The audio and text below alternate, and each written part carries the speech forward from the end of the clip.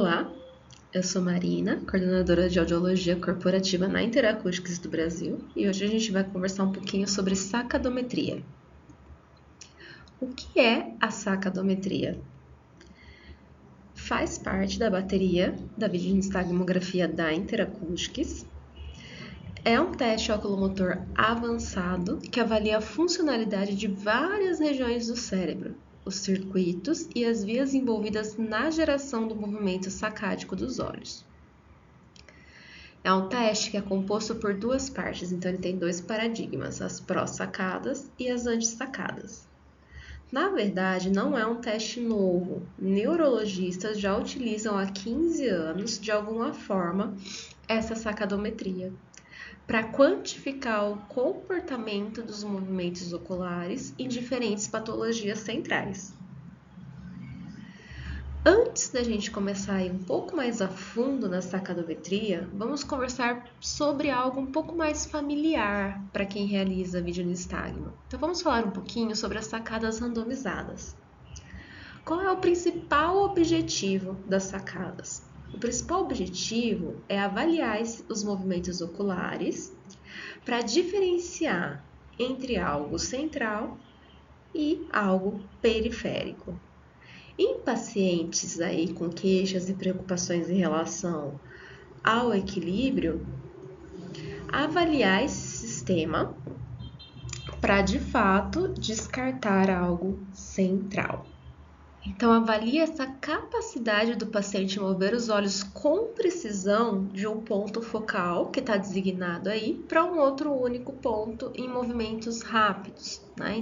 Então, o paciente aí com capacidade de realizar um teste sacádico normalmente, ele vai produzir aí um traçado no qual o alvo do estímulo e os traçados oculares desse movimento de olho são virtualmente idênticos. E as respostas para cada sacada, elas são representadas aí no gráfico com precisão, velocidade e latência. Então, esses são os gráficos apresentados nos exames, né? Latência, velocidade e acurácia, e essa questão da precisão. Então, se já existe aí esse teste de sacada, o que a sacadometria ela vai trazer de diferente? Né? Por que é importante eu ter ela na minha bateria de testes? O que ela traz de informação? A gente tem que ter em mente que quando movemos os olhos, o que o cérebro tenta fazer é garantir que a fóvea esteja na posição correta para manter uma melhor acuidade visual. Né? Então, as sacadas, elas podem ser geradas por meio de um sinal auditivo, um sinal visual ou algo a mais que o nervo central tenha detectado no ambiente. E durante esses movimentos oculares, existem muitas mudanças aí no sistema nervoso central. Porque, na verdade, a nossa visão, ela está, entre aspas, apagada durante esses movimentos rápidos de olho. Então, o sistema nervoso central está muito envolvido. O cérebro está interpretando a acurácia, a dinâmica natural do movimento ocular. Então, a gente pode pensar aqui que as sacadas são um pouco como um potencial de ação neurológico, né? No sentido de que são um tipo de evento aí de tudo ou nada. Então, uma vez que isso se torna patológico, a sacadometria ela vai se encaixar um pouco melhor aí na bateria de testes oculomotores. Então, agora vamos falar um pouquinho mais sobre a sacadometria em si. Como eu citei anteriormente, ela vai ser o teste em si vai ser composto aí por duas partes, são dois paradigmas, a pró-sacada, inicialmente, e a anti-sacada. Deve ser realizada a calibração, assim como é realizado para os outros testes aí da bateria de testes do BNG. E na pró-sacada, o paciente vai precisar seguir o target que vai do centro para a direita e para a esquerda, no sentido horizontal aí em 10 graus. São 60 apresentações aí desse target mudando de lugar, né? Esse alvo mudando de lugar, e 151 segundos de teste. Em relação à anti-sacada, é muito similar à pró-sacada, o teste em si, né? Eu vou ter um alvo e ele vai aí para a direita, sempre do centro para a direita e para a esquerda, no sentido horizontal, em 10 graus. Porém, a orientação para o paciente é outra, né? Enquanto na pró-sacada ele tem que seguir com os olhos essa mudança do target, na anti-sacada ele vai ter que ir com os olhos para a direção oposta a que foi o target. Isso demanda uma tarefa cognitiva muito maior do que na pró-sacada. É uma inibição da sacada reflexiva e uma inversão desse vetor visual, né? Uma vez que meu olho ele vai estar se movendo de forma igual, só que oposto ao target, ao alvo. Então, muito mais do sistema nervoso central vai estar envolvido nessa tarefa.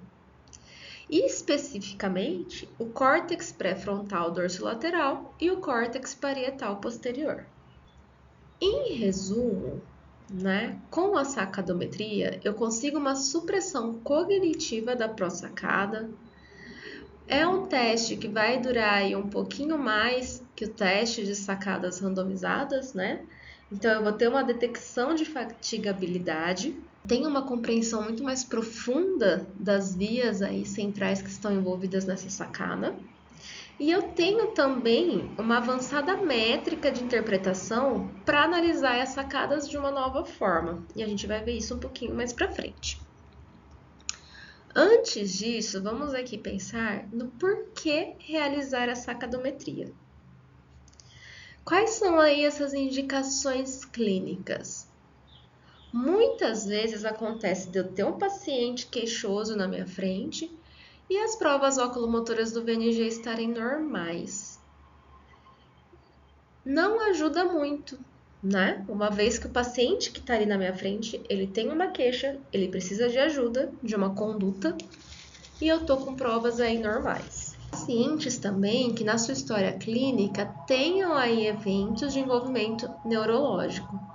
Então, como todos os exames em otoneurologia, não é em todos os pacientes que eu vou realizar a sacadometria, mas principalmente nessas questões que eu comentei agora há pouco. Então, é normal, né? Acontece de eu ter aí testes oculomotores normais. Então, por exemplo, um teste de sacada, o próprio smooth estarem normais, o olho estar conseguindo aí acompanhar o target, e eu ter uma sacadometria alterada, principalmente em duas questões aqui dos parâmetros de mensuração: a latência e os erros relacionados à direção. Então, a taxa de erro relacionada à direção. E aqui a gente pode associar a questão da latência a essa questão da tarefa cognitiva, principalmente quando estamos falando da anti-sacada, uma vez que o olho vai ter que ir em direção oposta ao target. E é muito importante também que eu saiba o que esperar, né? Uma vez que em pacientes mais velhos, por exemplo, de fato eu vou ter uma latência um pouco aumentada, né? Então, eu tenho que saber o que esperar em relação a esse natural, entre aspas, dessa latência estar um pouco aumentada e o que de fato é uma alteração. E ao mesmo tempo, a gente pode pensar também nos pacientes mais novos, né? Os infantis ali. Existe uma questão de maturação, então é importante que eu saiba também o que esperar em relação a um paciente adulto, por exemplo, e claro, aos padrões de normalidade, além da questão da degeneração. Então, em resumo, eu consigo aí ter uma boa base em relação à cognição, a fadiga. Então, eu posso, por exemplo, comparar aí as primeiras 30 mudanças do target com as 30 últimas. Esse desenvolvimento ao longo da vida, eu consigo ter aí melhores informações para detectar o sítio, né, o local dessa lesão. E algo que é muito legal para a prática clínica, e eu acho que aí uma das melhores ferramentas em relação à sacadometria, é conseguir analisar o declínio e a recuperação do cérebro. Então, eu já tive a oportunidade de acompanhar a doutora Michele Petrac, que é a diretora de pesquisas na questão dos equipamentos relacionados à avaliação e reabilitação vestibular da Interacoustics, ela contando do caso de uma jovem que teve aí um acidente de carro, né? Então, ela teve uma concussão, uma lesão, e como foi os resultados, né? O que os resultados da sacadometria trouxe durante a avaliação e depois que ela foi para a reabilitação, como esses resultados se comportaram, né? Então, o quanto ele ia melhorando, foi muito legal isso, você poder acompanhar a melhora da paciente ao longo do tratamento e saber de fato quando essas funções voltaram ao normal. Então, isso é uma ferramenta muito bacana também. Então, aqui a gente consegue pensar em 3 principais populações para aplicação do teste, né? Então, a primeira população, pacientes aí com desordens centrais, neurológicas, queixas neurodegenerativas, após concussões, lesões, né? E em pacientes que está ali na minha frente com as suas queixas relacionadas ao equilíbrio e aonde eu tenho aí essas provas oculomotoras do VNG normais. Então, aqui são 3 principais populações onde eu posso aplicar o teste da sacadometria. Vamos conversar agora um pouquinho sobre os resultados de teste. Essa é uma folha, né, uma tela de teste da sacadometria. Sempre vai aparecer primeiro os resultados da pró-sacada. E quando eu venho aqui, para a página 2, eu vou ter os resultados das anti-sacadas. E por esses botões aqui, eu posso escolher se eu vou ver os 2 olhos, juntos ou separados, e se eu vou ver os 2 estímulos, né? Então, para a direita e para a esquerda. E aqui, o que nós percebemos já de diferença em relação aos outros testes oculomotores? As cores dos traçados, né? Então, geralmente, os traçados são vermelho para o lado direito, azul para o lado esquerdo. O que nós vemos aqui é verde e vermelho. Por que isso acontece? Para entender um pouquinho melhor as cores, nós temos que pensar em relação à direção do estímulo. E aqui o hemisfério está envolvido. O hemisfério esquerdo, ele gera o movimento do olho para a direita. E o hemisfério direito gera o movimento do olho para a esquerda. Então, todos os movimentos de olho para a direita, eles estão em verde. E todos os movimentos de olho para a esquerda estão em vermelho. Então, vamos pensar um pouquinho numa folha de resultados da pró-sacada. Qual é a orientação aqui para o paciente? Se o alvo ele sai do centro para a esquerda, o meu paciente vai acompanhar com os olhos esse alvo para a esquerda. Se ele sai do centro para a direita, o meu paciente vai acompanhar esse alvo com os olhos do centro para a direita. O que nós temos que ter em mente? O hemisfério esquerdo é o que gera o movimento do olho para a direita. Se meu paciente fez o movimento correto, então ele acompanhou esse alvo para a direita, os meus resultados estão em verde. E aí depois a gente vai ver quando é um resultado verdadeiro, né, a linha ali sólida, e quando é um resultado alterado, que vai ser a linha pontilhada. Aqui primeiro a gente está pensando realmente na direção em que o olho seguiu e as cores representadas. Quando o alvo vai para a esquerda, e o meu paciente na pró-sacada deve seguir com os olhos o alvo para a esquerda, isso foi gerado pelo hemisfério direito. Então, todos os meus traçados estarão em vermelho. Então, aqui nessa folha de resultado, onde eu tenho os dois estímulos, né, para a esquerda e para a direita, de um mesmo olho, os movimentos corretos de olho para a direita são mostrados nas linhas sólidas verdes, os movimentos corretos de olho para a esquerda são mostrados nessas linhas sólidas vermelhas, e essas linhas pontilhadas são os movimentos incorretos para cada uma das direções. Vamos pensar agora na antissacada. Então, a orientação aqui para o meu paciente é que ele vá mover os olhos na direção oposta ao alvo. Então, se o alvo sai do centro para a direita, o meu paciente tem que ir com os olhos para a esquerda. Se ele sai do centro para a esquerda, o meu paciente tem que ir com os olhos em direção do centro para a direita. Né? Então, a gente tem que sempre lembrar qual é a orientação para o paciente, o que o teste está analisando, para conseguir entender melhor a questão das cores, tá? Então, aqui na folha de resultados, os dois estímulos, né? Então, para a esquerda e para a direita, e um olho.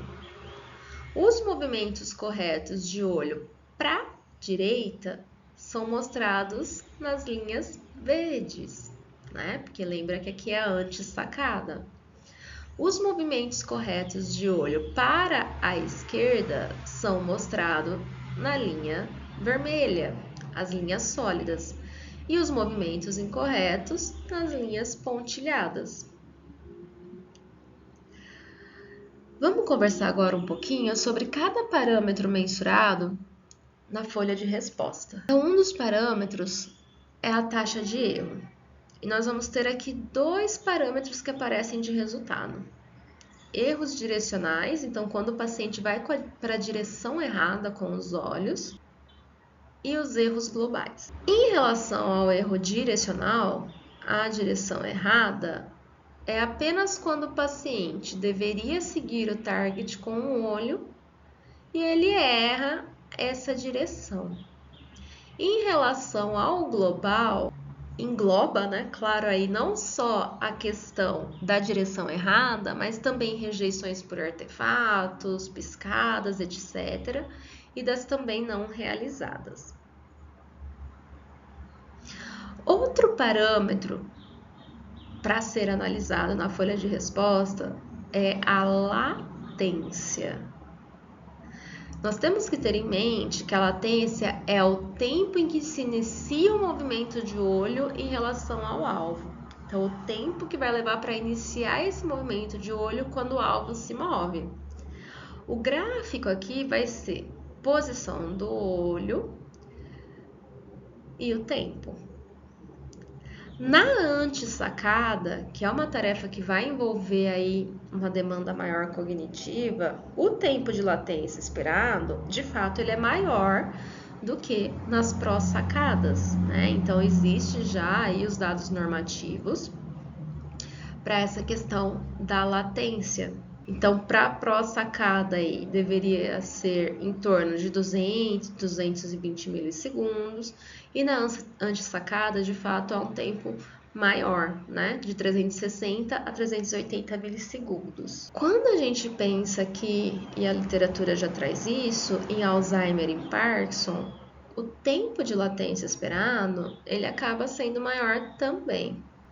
Outra questão importante a ser identificada é em relação à concussão e desordens neurodegenerativas. Aqui também talvez a latência seja prolongada. Outra mensuração importante é a posição. A posição do olho em grau em relação ao tempo, né? Então, a gente tem que relembrar aqui que na sacadometria, o padrão é de 10 graus em relação ao alvo, né? Esse movimento de olho. Então, A posição perfeita do olho deve ser de 10 graus também. E essa é uma informação bacana quando pensamos em lesões cerebelares, né? Se a sacada, se esse movimento de olho do indivíduo ultrapassa ou fica abaixo do alvo, ou seja, desses 10 graus, isso pode indicar uma possível lesão ou neurodegeneração nessa área. Outro parâmetro para ser analisado é a velocidade. E vejam, velocidade é diferente de latência, né? A latência é o tempo em que o olho vai iniciar esse movimento em relação ao alvo, e aqui é a velocidade do movimento do olho. O gráfico vai ser a velocidade do olho pelo tempo, e alterações em relação à velocidade podem estar relacionadas à saúde de áreas do cérebro afetadas por desordens neurológicas, e geralmente é quando essa velocidade está reduzida. O outro parâmetro a ser analisado é a fase, né? Então, é essa velocidade do movimento de olho em diferentes posições de olho. Né? Então, o gráfico vai ser a velocidade do olho versus a posição do olho. Alterações em relação à fase tem aí uma possível indicação, né, um possível indicativo de que o mesencéfalo não está funcionando da forma que deveria.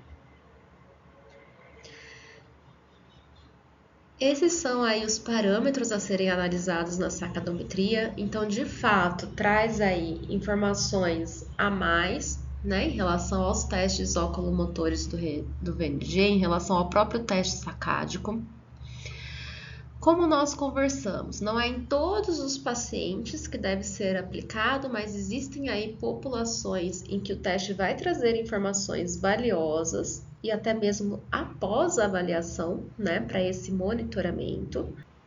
Embora ele seja um teste que demore um pouquinho mais que o teste tradicional de sacadas, ainda assim não é um tempo tão grande, né, que possa, entre aspas, atrapalhar o meu fluxo de atendimento. Ele está dentro da própria bateria de testes do VNG, então é tranquilo de realizar quando necessário, né?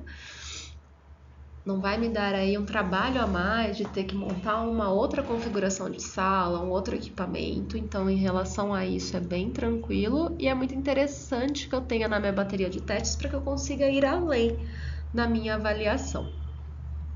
Os parâmetros de normalidade para adulto já foram publicados em 2023, então esse é o artigo, ele está aberto. Se vocês jogarem aí em qualquer base de dados científica, vocês vão conseguir baixar o artigo para conseguir ver aí essas questões de parâmetros de normalidade em adultos, tá? Já está para sair aí os papers, os artigos, os padrões de normalidade nas outras idades. Então, enquanto nós aguardamos, nós temos aqui o padrão de normalidade nos adultos. O que eu posso dizer por enquanto é que nas crianças mais novas, né, quando tem essa questão da maturação, é realmente o que a gente já espera em relação ao adulto, mas é muito importante que tenham aí esses padrões de normalidade coletados e publicados para que a gente consiga ter uma melhor interpretação, uma maior base para interpretar esse teste. Então, em breve vai estar disponível. Agradeço quem ficou comigo até aqui, espero que tenham gostado do conteúdo e até a próxima.